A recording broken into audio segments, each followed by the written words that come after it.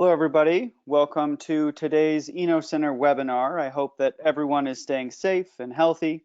And thanks again for tuning in. My name is Paul Lewis, and I'll be moderating the webinar today on a topic that was certainly important prior to COVID and will remain so in the future.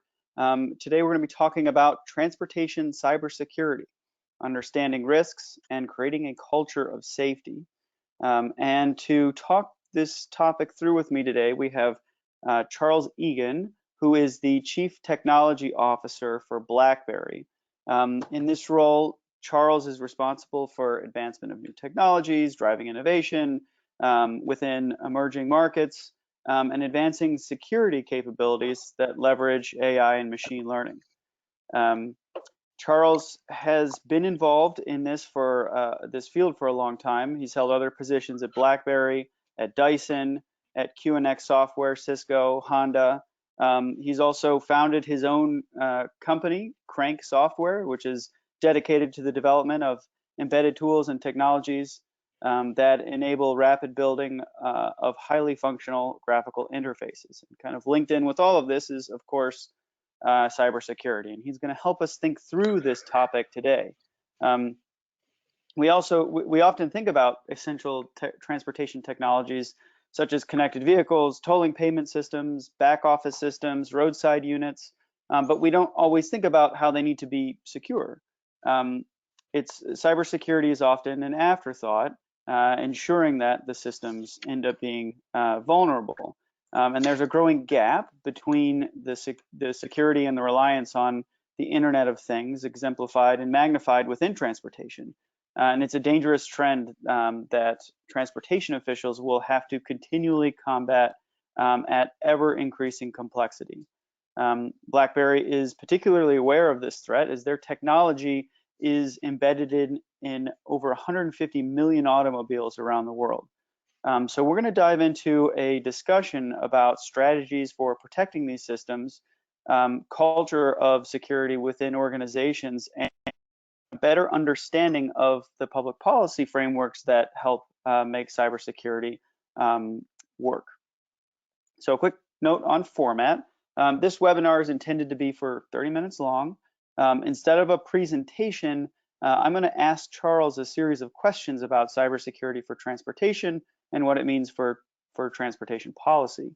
So I'm going to ask those questions to him for the next 15 minutes or so, and then take questions from you all on the phone. If you have a question at any time, please submit that via the question function on the GoToWebinar control panel. I'll then take those questions and ask them directly to Charles later in the webinar. A recording of this will be available on Eno's website in a few hours. So with that, I'm going to turn it over to Charles here by asking him kind of a first question to get the juices going. Charles, you've worked in advanced technology research for over 30 years. How have you seen cybersecurity evolve during that time? Great. Listen, thank you, Paul. I really appreciate the opportunity to speak to Eno, and thanks to everyone who's attending. Certainly, cybersecurity has been a major component. You know, if we think over the last 30 years, we've seen the beginning of computers, we've seen the beginning of the internet, we've seen mobile computing. There's been, you know, technology after technology that's exploded. And I think, you know, with each step function of connectivity, there's also a vulnerability that happens. So we've seen computers being hacked since the beginning of computers. And I think, you know, as we talk about cybersecurity and transportation, we have to be mindful that, you know, desktop and laptop hacking is, you know, decades old. It's a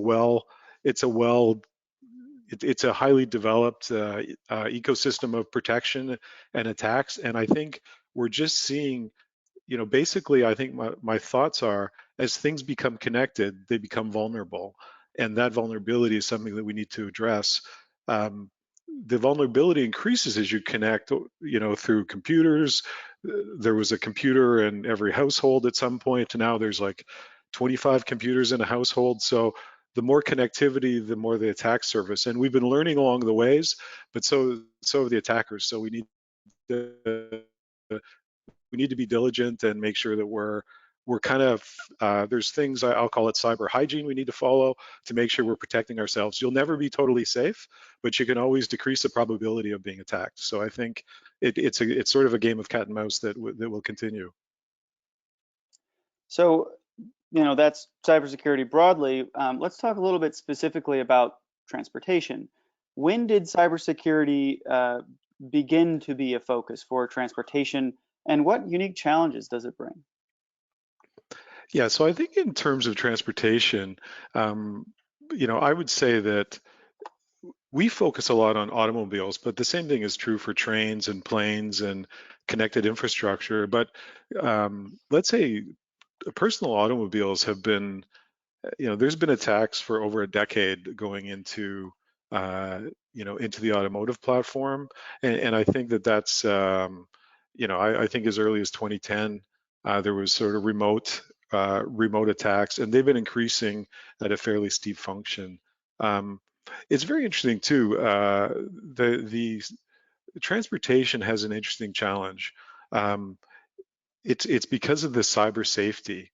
So when you have people traveling at speed in heavy objects, the notion of an attack is far more severe. It's personal. Personal safety comes into being, and that makes it extra important that we need to get it right. I think the other interesting thing about vehicles is the potential for vehicle to vehicle communication. Picture a lane change where a car can tell another car what they're about to do is not safe. This is something that is very context relevant. And the other thing, vehicle to infrastructure, as cars become connected, or trains, and I'll tend to say cars, but the information that can be communicated to the moving vehicle increases to increase safety. So I think the fact is it's international, it's mobile, and there's safety concerns, and I think the thing is, for the most part, the connected transportation system is in its infancy. So as we get more connectivity, we've all heard about the 5G networks being deployed around the world. Those 5G networks will be very critical for transportation systems across the board. And I think the other thing that's interesting about cars, or automobiles and transportation, it's a shared utility. So Paul and I may be using the same vehicle with a different user experience. So it needs to adapt to many types of users. So there's lots of interesting and unique aspects of transportation.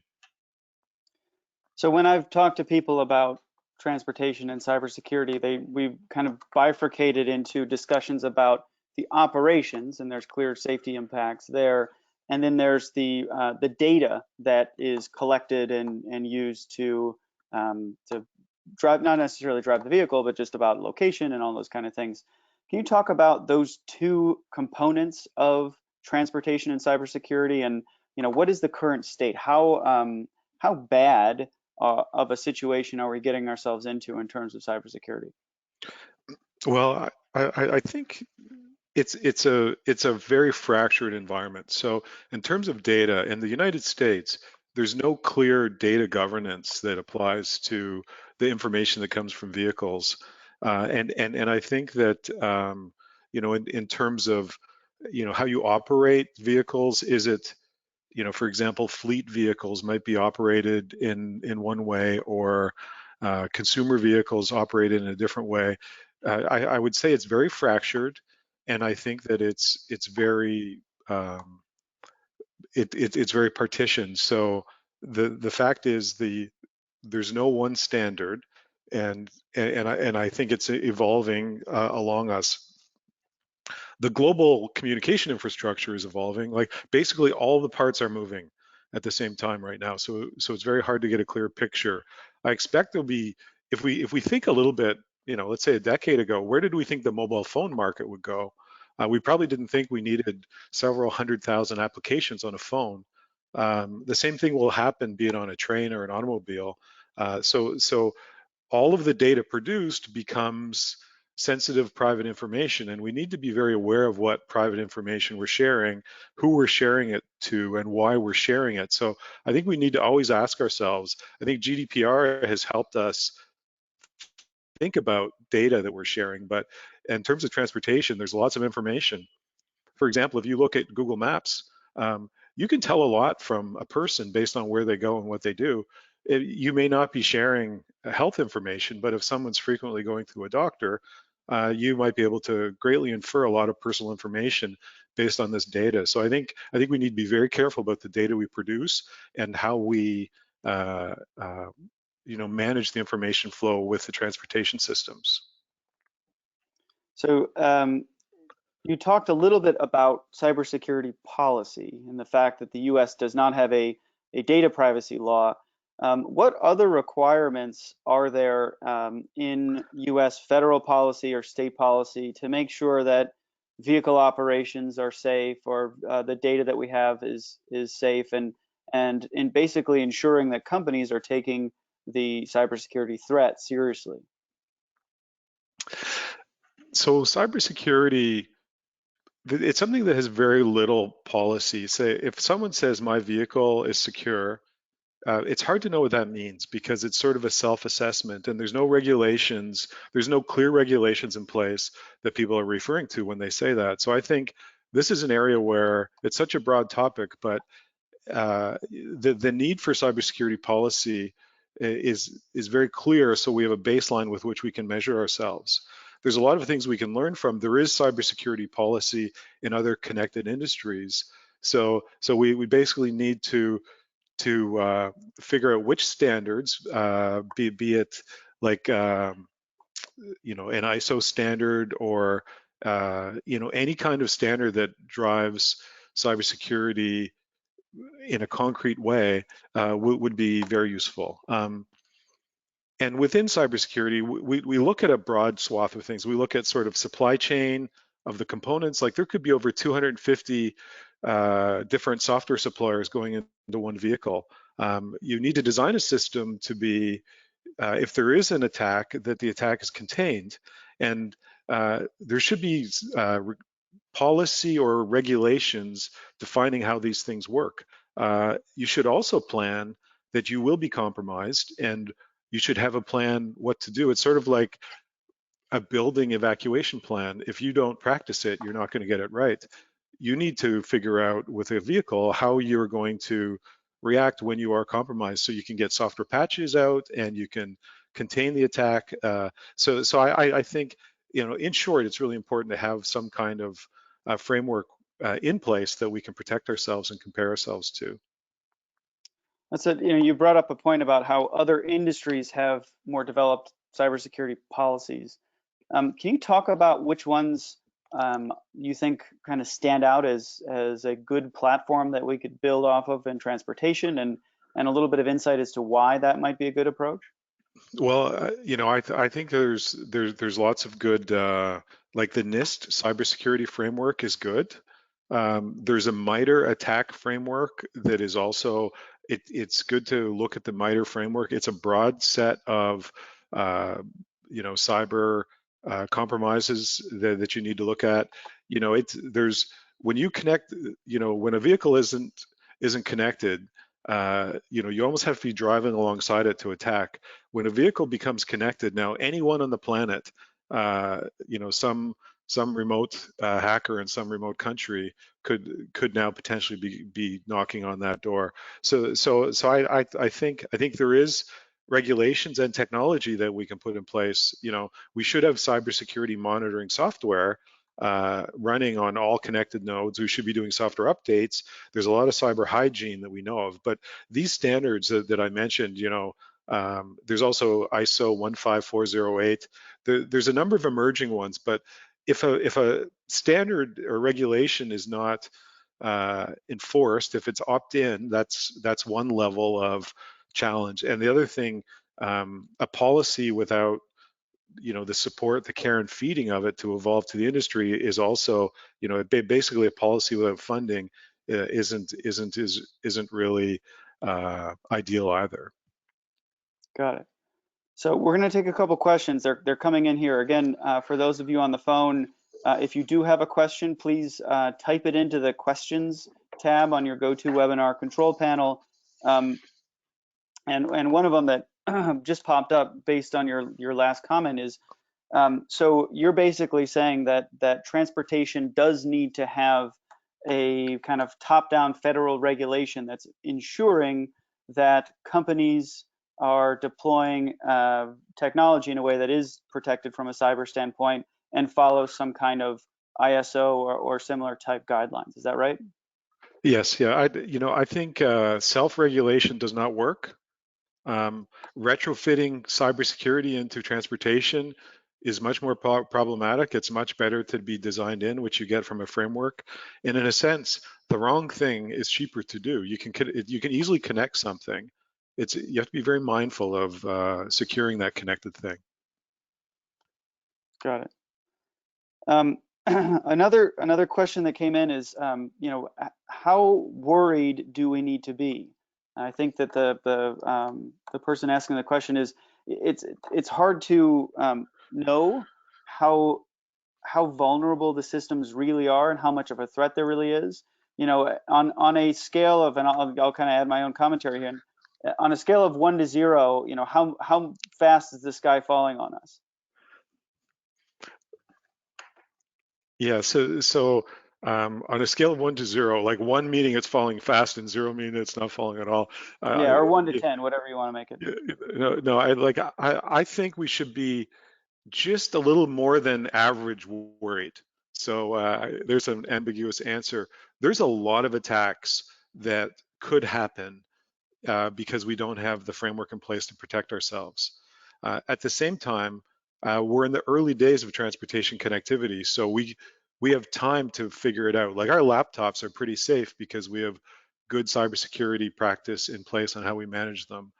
So I think we can learn from that history as IoT and future connected systems. Automotive companies are very focused on their cybersecurity strategy, but in some ways, there's a lot of people. Cybersecurity preparedness is hoping that with a large volume of connected systems, I'm not the one who's going to be attacked. And for me, for a vehicle, that's just not sufficient. We need many layers of protection. In cybersecurity, we say breadth and depth. We need many layers of protection against those attacks. And so I think we have time to get it right. I'm hopeful. There's a lot of things we know that we can do today, and there's a lot of people that are taking it very seriously. But there's also a rapid connectivity happening all the time. So the amount of software going into a vehicle is a future vehicle will have more software. It'll have over 300 million lines of code. That's a very diverse supply chain that we have to be very careful to protect. So I would say just a little more than average worried. So when you were talking about the different levels, so there's, like from the silicone level down, the chips to the system to the software, where do you see the biggest vulnerability? So I think the biggest vulnerability is still the human factor. So, passwords and giving away private information so your systems can be accessed.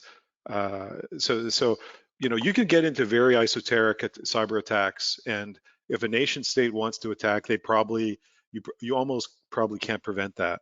But you know what, the cyber attacks will generally come in on areas that are the easiest. You don't have to break a window if someone leaves a key under the mat. So I think education is really important. Good cyber hygiene, like make sure if you have the option with a vehicle to do software updates, you should do software updates. You should do the equivalent of two-factor authentication wherever you can. Make sure you don't share passwords broadly for your personal information systems. And in terms of connected vehicles, following the cyber best practices of the of the transportation system is important. The transportation is a very large data situation or framework, and I do believe machine learning solutions will be really important for providing security solutions into the future. So if the human factor is one of the biggest loopholes or ways in from a cybersecurity standpoint, how do we regulate that component, particularly as it relates to cars and vehicles?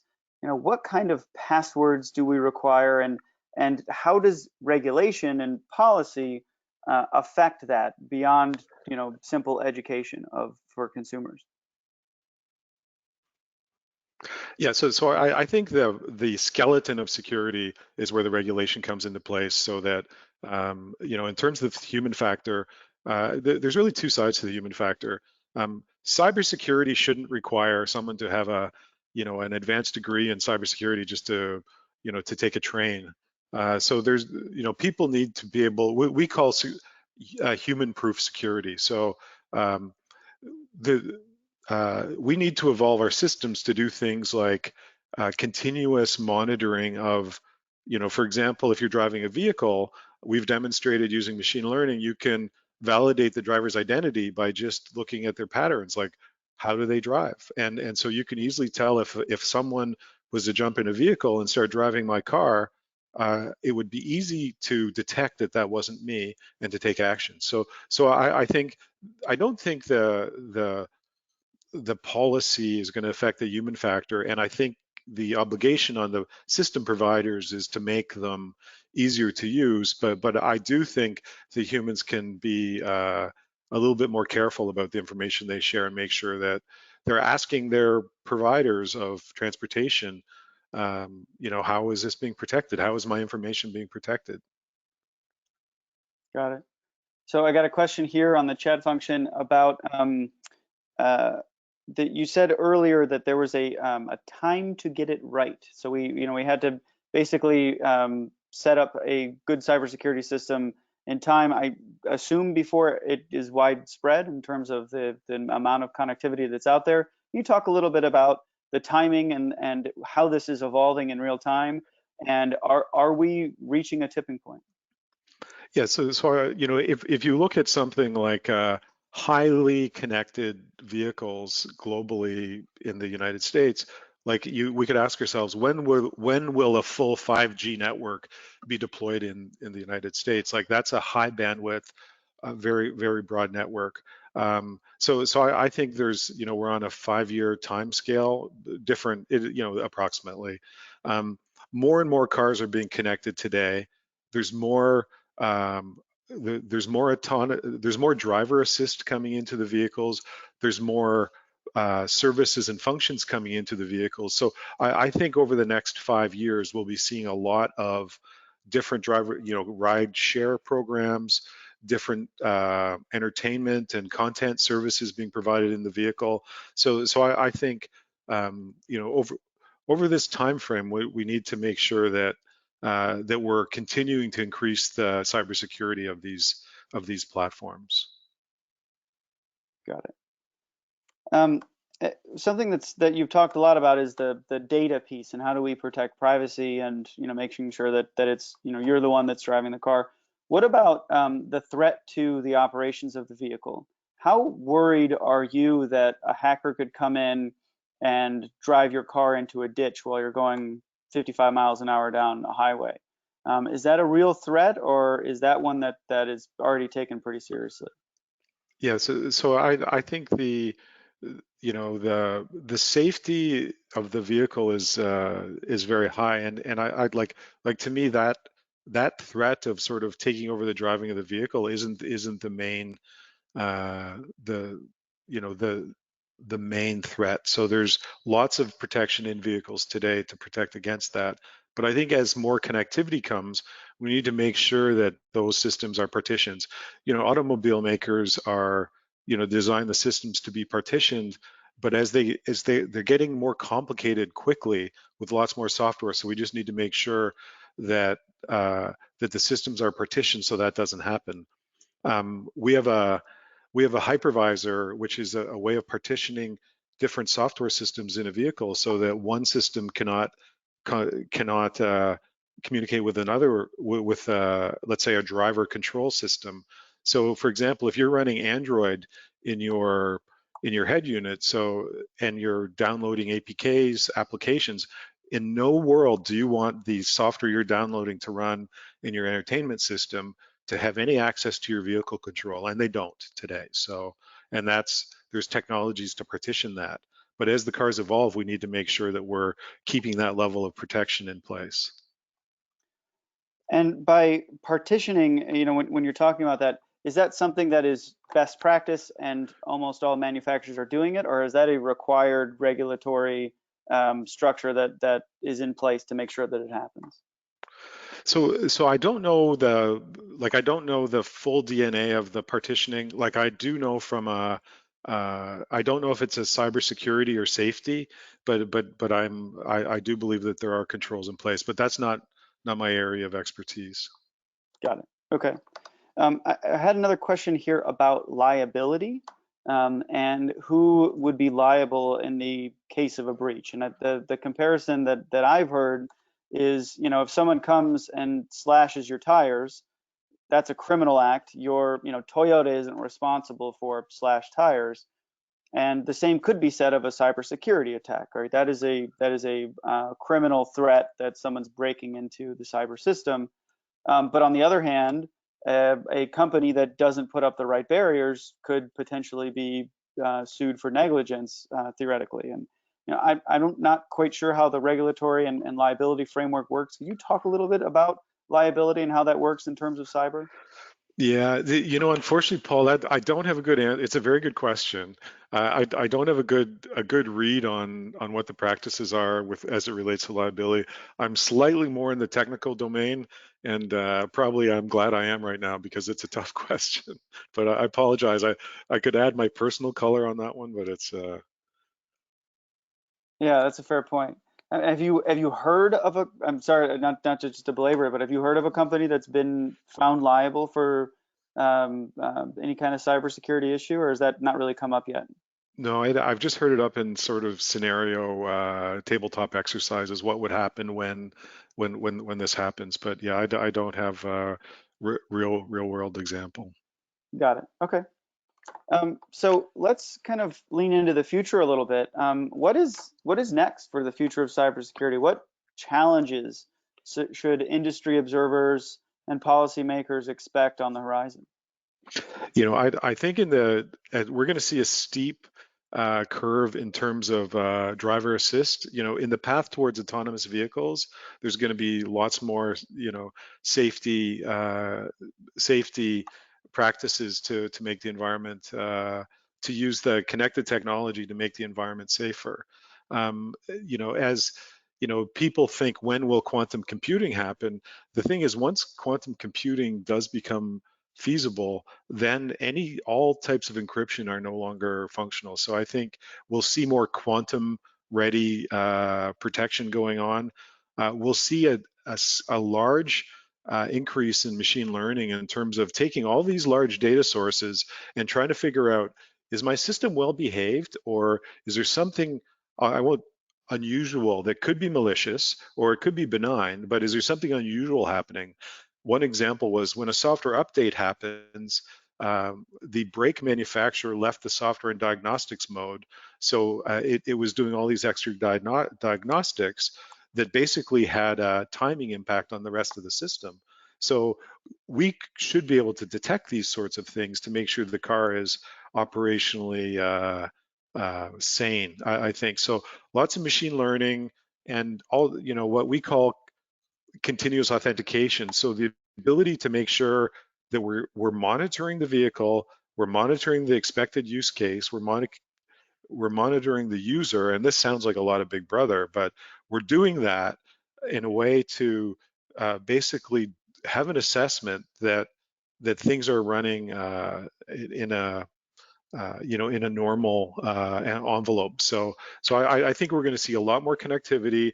We're going to see a lot of consolidation of technology, a lot more features being available as we experience transportation.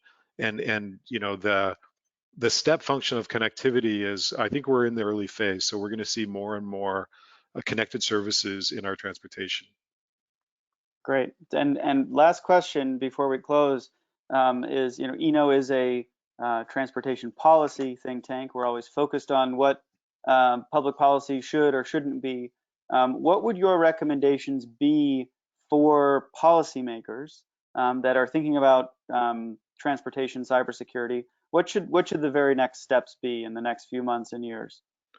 I think it's really important that we get like if we don't have a regulation that is enforced, we should be broadly communicating best practices or frameworks or recommended practices. So between holding someone to demonstrate that something is cyber secure, this is what we're talking about here, it would be very good to acknowledge some global existing, it could be NIST, it could be something in Europe, it could be something ISO, but basically saying this is what we highly recommend, and then that's the first step. Then the next step, it becomes meteor, where you can say now you have an obligation of demonstrating that you comply with this regulation. So but I think getting a best practice consortium, it could be automotive sector, it could be other transportation sector, but getting some baseline for cybersecurity to increase the mindfulness and focus towards this, I believe would be very prudent. Got it. Well, thank you for your remarks. This is obviously a very important topic and one that we're going to be involved in certainly in the coming year. For those that have tuned in, thank you for joining us. The recording of this will be available on Eno's website within a few hours. And just a quick heads up on the content that's coming up in the next week or so. We are going to continue tomorrow our Road to Recovery series, hearing from Carmen Bianco, who led New York City Transit during the Ebola outbreak, and kind of learn from his experience as to how leaders should be responding to the current pandemic. We also have a few more webinars, one coming up talking about how disruptions to transportation systems can impact food supply. We've got another one looking at COVID-19 stimulus packages for infrastructure. And then finally, next week, we have one on congestion pricing in the United States, a preview of an Eno paper that's coming out this week. So please join us on those. Stay tuned. And again, thank you, Charles, for your help and participation today. We really learned a lot about cyber. I certainly did. Again, everybody, I'm Paul Lewis with the Eno Center for Transportation. See you next time. Thank you so much. Take care. Thank you.